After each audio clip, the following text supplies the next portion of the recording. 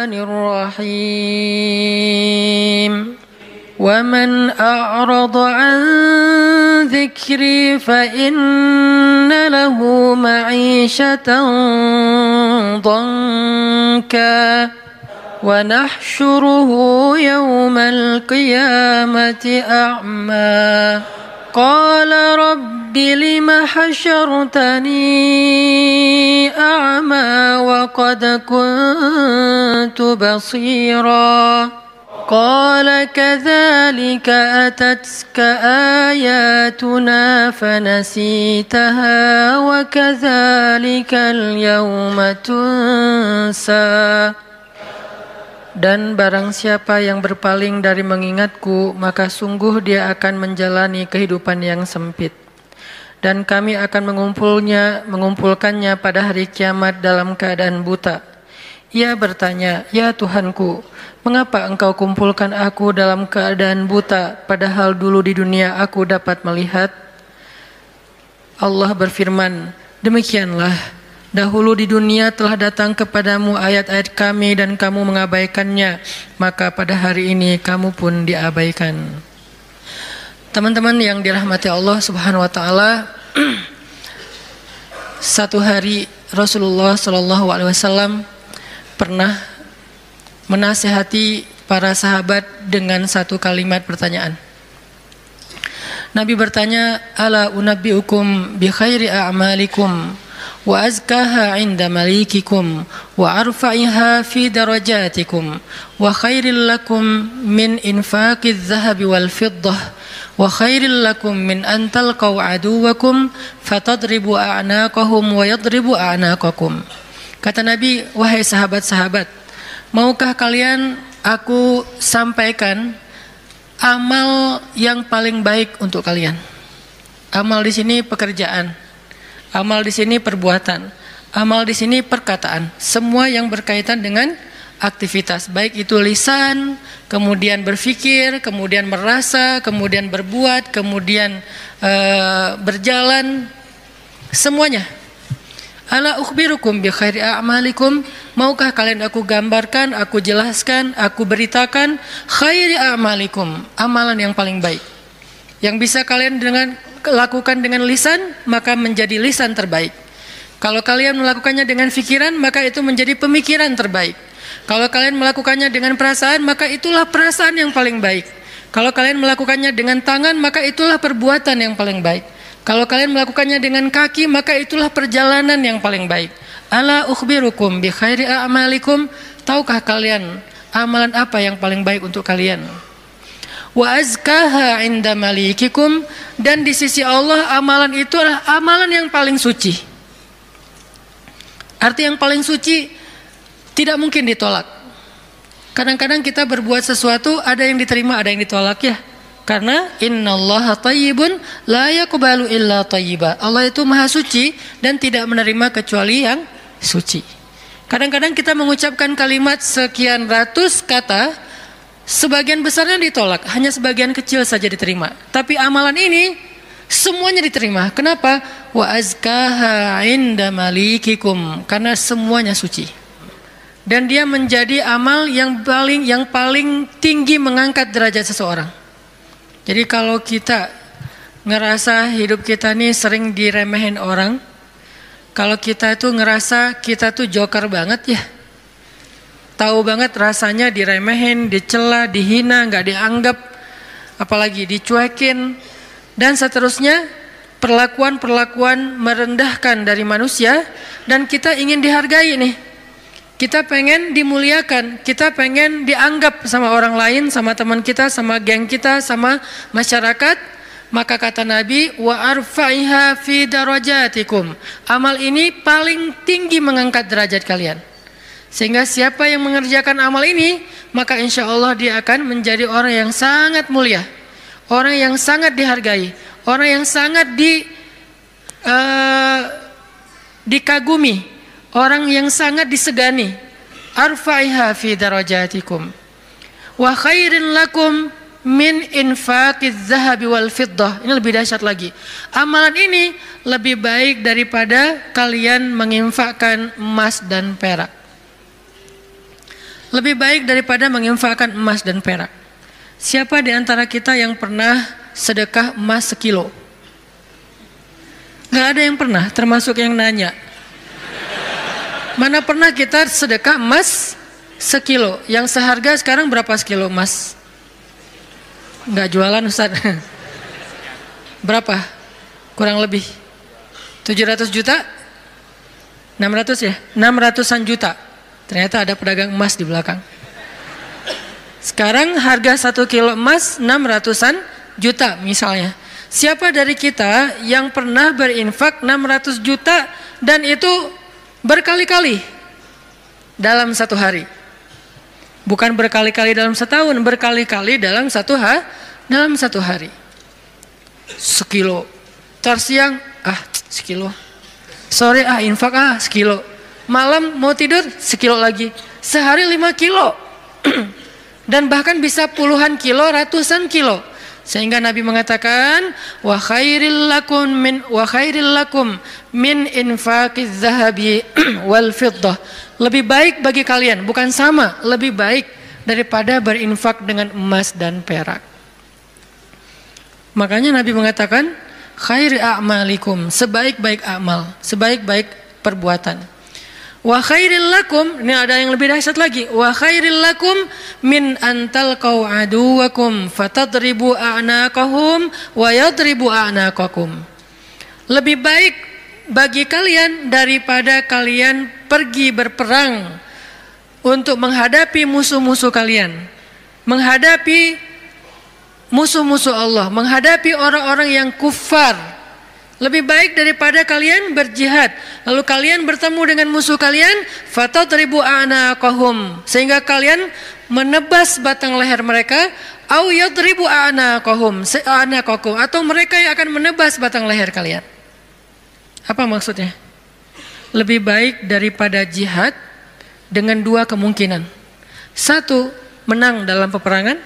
2, syahid dalam peperangan. Ternyata lebih baik daripada syahid. Coba.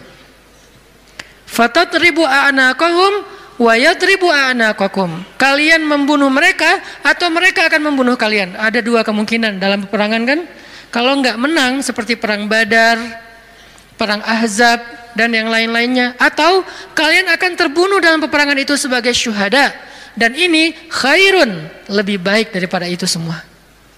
Lebih baik daripada menang dalam peperangan jihad, atau lebih baik daripada syahid dalam peperangan jihad. Lalu para sahabat langsung menjawab dengan serentak, bala ya Rasulullah, tentu ya Rasulullah, amal apa ini?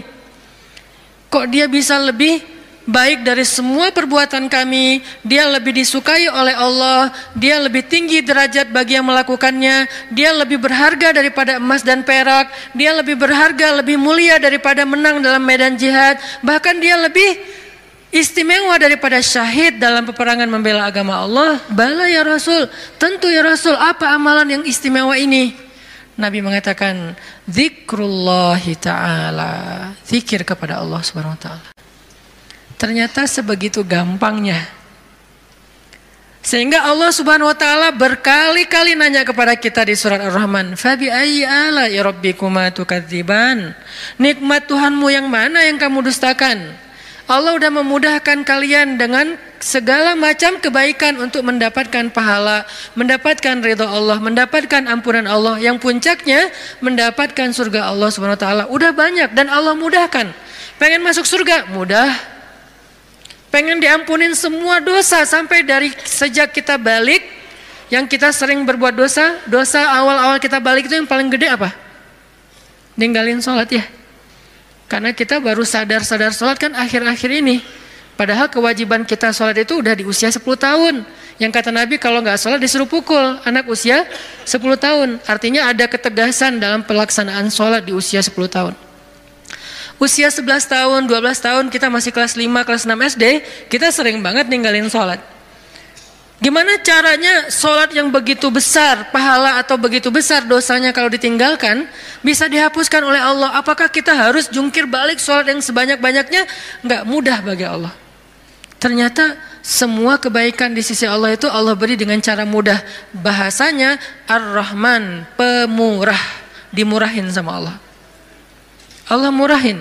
Mau surga murah. Padahal surga itu mahal. Kata Nabi, ala sil'atallahi hiyal ghaliyah, ala sil'atallahi hiyal jannah. Bukankah harta Allah itu mahal dan harta Allah itu adalah surga? Surga itu aslinya mahal, tetapi Allah mudahkan dan Allah murahkan bagi kita orang yang beriman. Ampunan Allah itu berharga, tapi Allah murahkan. Ridho Allah itu sesuatu yang sangat istimewa, langka, tetapi Allah murahkan. Jadi termasuk dengan ibadah ini, zikir yang begitu mudah, zikir yang begitu ringan, zikir yang begitu yang santai, nggak perlu modal untuk berzikir. Kamu udah zikir belum? Kenapa? Gak cukup modal. Nggak ada orang yang nggak berzikir gara-gara kurang modal. Kalau kurang modal untuk kayak bisnis, wajar. Justru mencari dunia itu mahal dan susah. Modalnya gede, hasilnya belum tentu. Itu juga pengorbanannya berdarah-darah. Belum lagi nanti dizolimin, dikerjain, ditipu orang. Setelah sekian lama baru dapat, udah tua. Itulah dunia. Susah banget ngedapetinnya. Ngerasain nggak susah banget ngedapetin dunia? Ngedapatin dia susah kan? Susah banget. Perjuangannya ya Allah luar biasa. Kok Ustaz bisa menjiwai sekali kalimat itu? Mengalami. Itulah dunia. Sedangkan apa yang Allah tawarkan di akhirat itu ringan, tetapi kita mungkin itulah kelemahan saya dan kita semua, bahwa memang kita lebih memilih yang susah, udah gitu berkeluh kesah, meninggalkan yang mudah dan mendustakan nikmat Allah. Kita pilih yang susah, pas udah capek berkeluh kesah. Ya Allah, kita nuduh Allah macam-macam. Padahal Allah udah ngasih yang paling mudah, tapi kita abaikan dan kita kufur kepada nikmat Allah. Jadi teman-teman yang dirahmati Allah, Nabi sendiri yang menawarkan kepada kita sekarang dalam hadis riwayat Hakim Tirmidzi dengan derajat yang sahih tadi. Ala unabbiukum ya syabab Bandung, maukah kalian aku berikan sebuah amalan wahai pemuda-pemuda Bandung? Apa itu? Amalan yang khairul lakum min infaqiz zahab, yang lebih baik daripada menginfakkan emas, lebih baik daripada mati syahid, walaupun syahid juga tetap mulia, lebih baik daripada menang dalam peperangan. Tentu kita akan menjawab seandainya kita ketemu dengan Nabi, bala ya Rasulullah, tentu ya Rasul, apa amal itu apa? Dan kita mengatakan bala bukan dengan kalimat cuek, bukan dengan kalimat boleh sih, apa nih Rasul, enggak gitu. Kita ngomongnya itu bala dalam bahasa Arab sesuatu yang kayak antusias banget. Kalau mereka nggak antusias, mereka nggak akan bilang bala.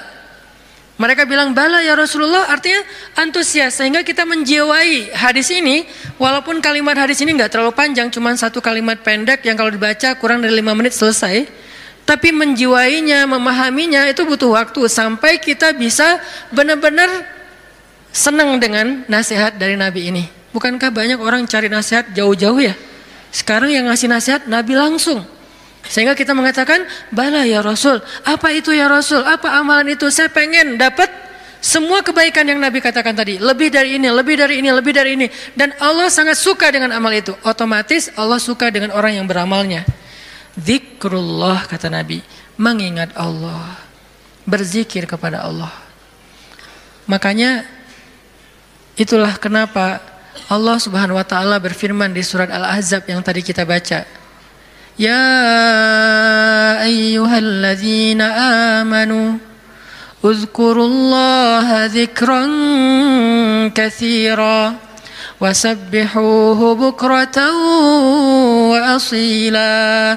Wahai orang yang beriman, ingatlah Allah, berzikirlah kepada Allah dengan zikir yang sebanyak-banyaknya. Kenapa? Karena zikir itu ringan. Allah nggak nyuruh kepada kita sesuatu yang berat. Allah belum bilang jahidul kuffar, perangilah orang-orang kufur.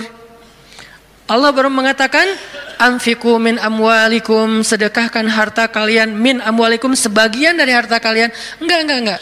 Itu mungkin buat kita masih butuh waktu belajar. Sekarang Allah mengatakan Udzurullaha dzikran katsira. Ingatlah Allah, sebutlah Allah, zikirlah kepada Allah sebanyak-banyaknya. Kenapa? Lebih baik dari semua tawaran-tawaran yang itu.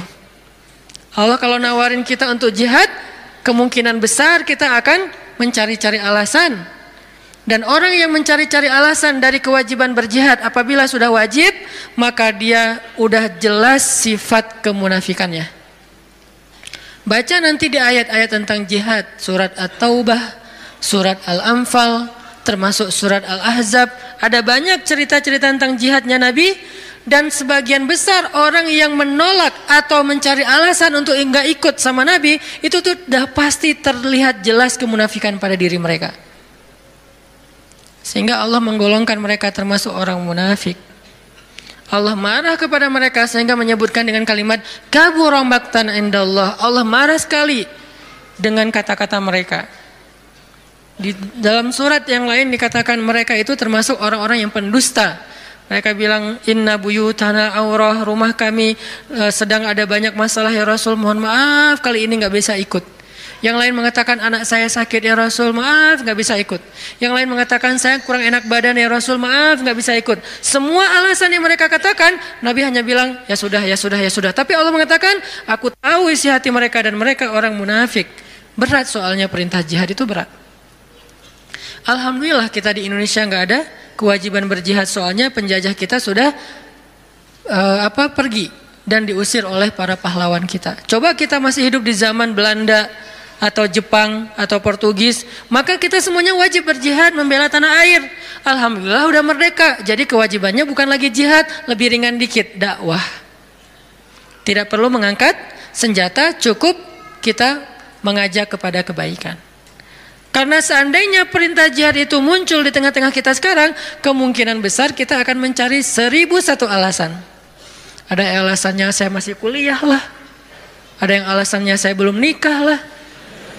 Memang ada alasan gak bisa berjihad gara-gara belum nikah. Ustadz, nanti kalau saya syahid terus saya belum, statusnya masih jomblo, gimana Ustadz? Gak usah dibahas sekarang. Hampir kepancing. Artinya ya kalau seandainya perintahnya adalah jihad, kita mungkin termasuk orang-orang yang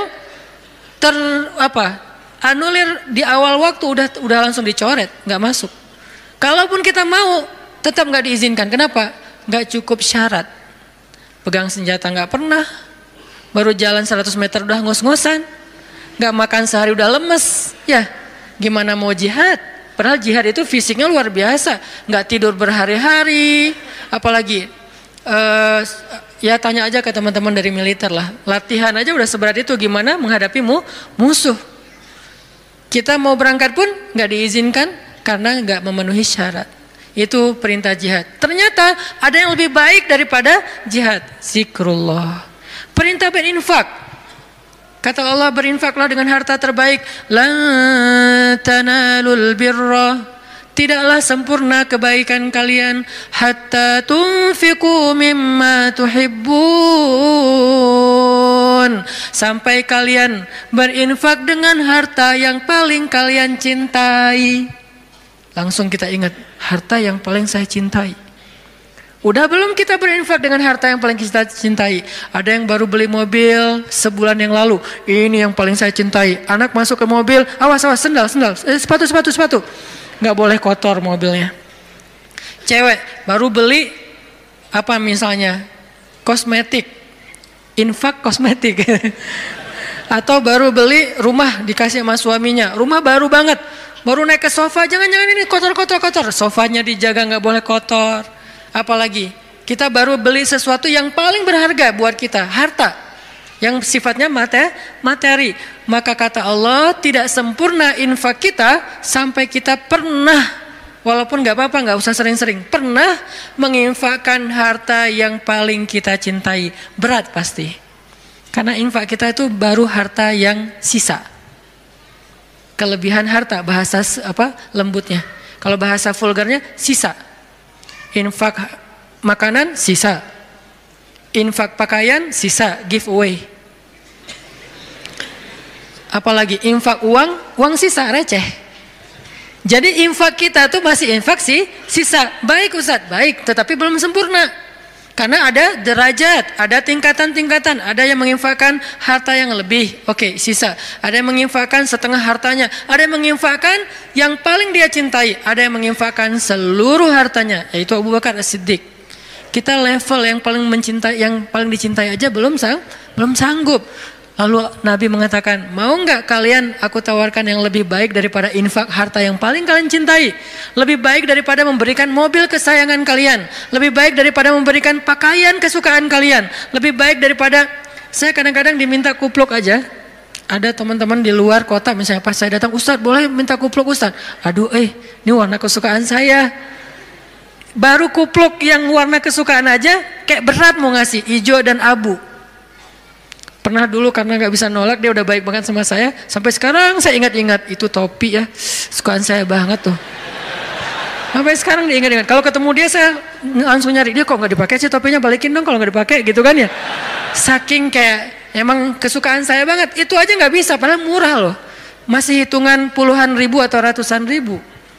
Baju yang kesukaan saya, yang saya sering pakai tuh, kotor cuci langsung, keringin, setrika, pakai lagi. Karena senang banget dengan baju itu, diminta sama orang lain, mau nggak ngasih?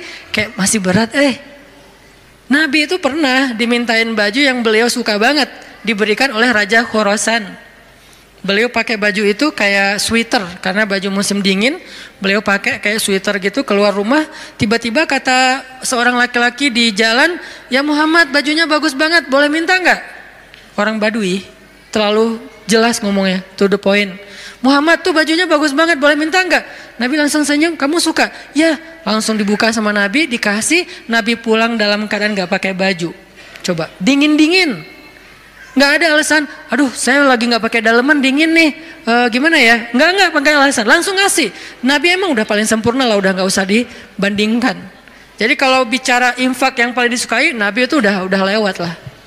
Kita baru baju aja, kupluk, topi, mikir. Ada papan skate, walaupun nggak jago main, tapi ada papan skate yang kayak buat saya tuh kayak ini kayak bersejarah. Saya paling sering jatuh karena papan ini gitu.